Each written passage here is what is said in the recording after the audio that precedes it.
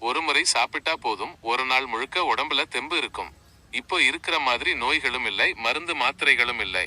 இந்த சிறுதானியங்கள்ல அவ்வளவு சத்து இருக்கு. அதெல்லாம் உடம்புக்கு நல்லதுப்பா.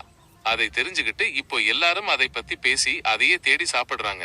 இயற்கையை விட்டு நாம எங்க போனாலும் கடைசியா அதுகிட்ட தான் திரும்ப வரணும். இது காலத்தின் நியதி. நீங்க சாப்பிடுற அந்த புது ஃபுட் எல்லாம் ஒண்ணுமே இல்லப்பா.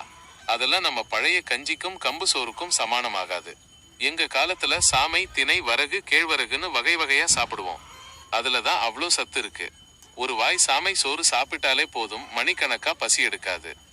இந்த சிறுதானியங்களை ஏதோ ஏழைகள் சாப்பிடுற சாப்பாடுன்னு நினைக்க கூடாது. அதுதான் நம்ம முன்னோர்கள் பயன்படுத்திய இயற்கை உணவு.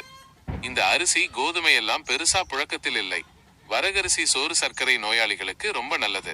அதுபோல கேழ்வரகு ரத்த சோகைக்கு மருந்து மாதிரி. கேழ்வரகு கூழ் சாப்பிட்டா உடம்புக்கு அவ்வளவு குளிர்ச்சி.